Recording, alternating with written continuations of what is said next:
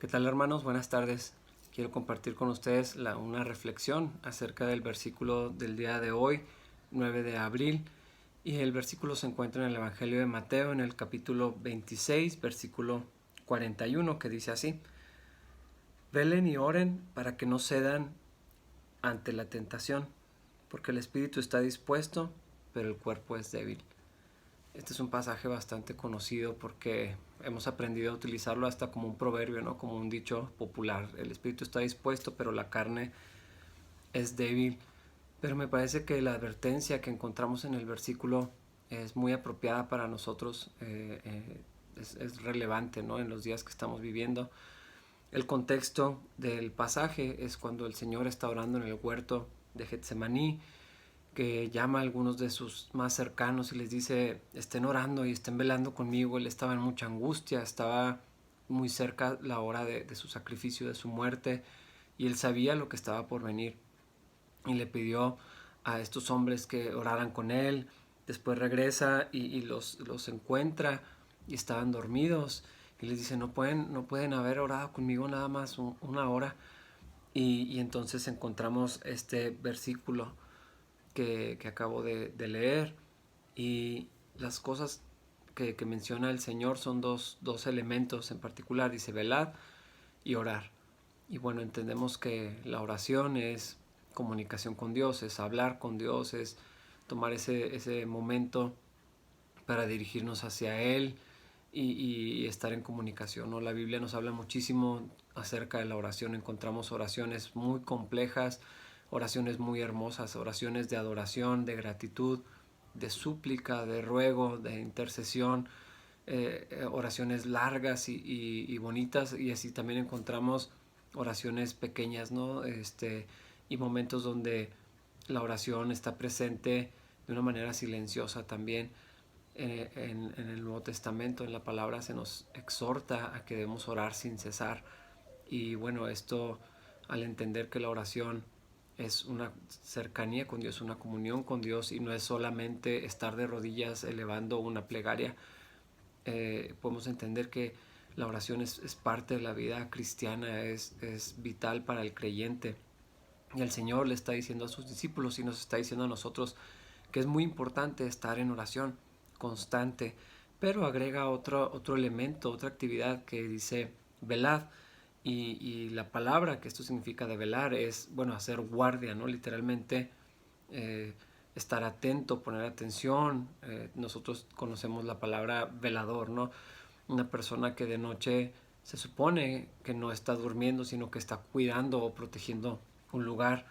Y bueno, esta instrucción para los creyentes se repite varias veces, ¿no? La idea de estar atentos, de ser sobrios, de estar alerta, de poner atención a lo que está sucediendo.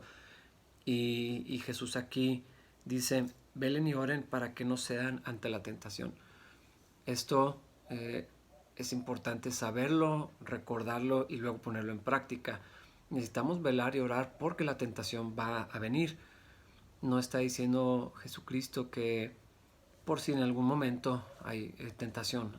Debemos asumir que la tentación va a venir. Es 100% seguro que constantemente vamos a ser probados, vamos a ser tentados. Lo que quisiera clarificar en cuanto a esto es que a veces vemos a la tentación como un agente externo. Casi vemos a la tentación como si fuera una persona, alguien que viene, algo que se nos acerca, algo que está fuera de nosotros y de lo que somos ajenos, o que está completamente fuera de nuestro control, y culpamos muchas veces al enemigo, ¿no? Y hasta gente que no tiene una comunión cercana con Dios. Es hasta como un dicho popular, ¿no? Decir: el diablo me tentó. Y entre cristianos decir: el enemigo me tentó. Pero la palabra de Dios es muy específica con respecto a la tentación. Allí en el libro de Santiago, en el capítulo 1, se nos explica y dice que todos somos tentados de acuerdo a nuestros propios deseos, de acuerdo a nuestras propias pasiones, de acuerdo a lo que hay en nuestro corazón. Es decir, la tentación no viene de afuera hacia adentro, sale de nosotros mismos.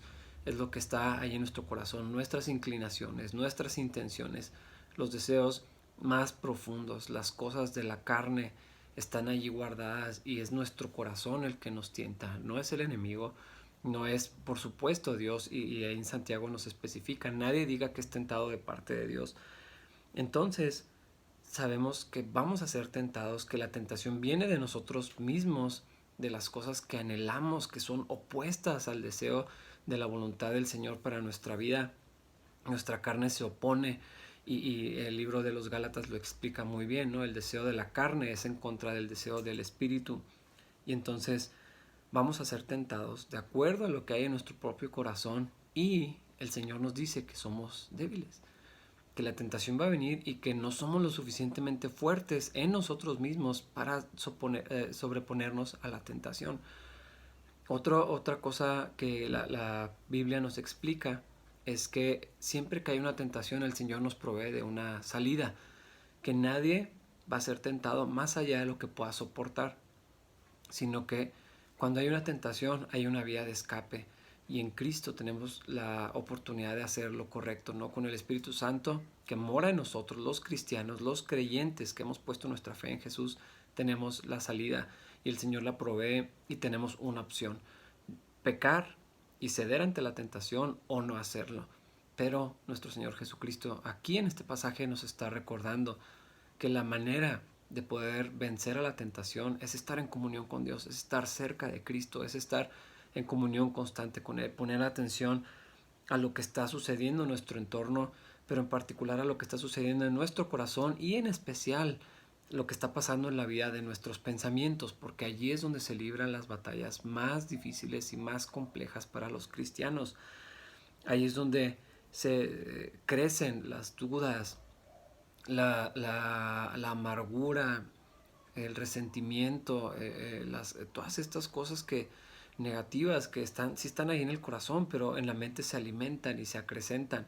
Entonces el Señor nos dice, tenemos que estar en comunión con Él, cerca de Él, pero también poner atención a las cosas que dejamos entrar a nuestros pensamientos, es decir, lo que escucho, veo, el entretenimiento que me permito, las cosas que me permito hacer, que tal vez no sean necesariamente malas, pero hay que cuidar lo que está entrando en nuestra cabeza, lo que estamos entreteniendo en nuestros pensamientos, a lo que le damos cabida, porque eh, algo tan neutral o tan positivo como la prevención, hablando específicamente de lo que está sucediendo durante esta contingencia, la prevención se puede volver una obsesión, y donde ya es una carga demasiado grande, ¿no? Estar obsesionados con la limpieza, con el cuidado, con las noticias, precisamente en esto, la información. Es que necesito estar informado, pero eso se puede volver un pánico, y eso puede dar cabida a pensamientos incorrectos, a una paranoia y a una crisis de nuestra fe, si no ponemos atención a lo que estamos haciendo.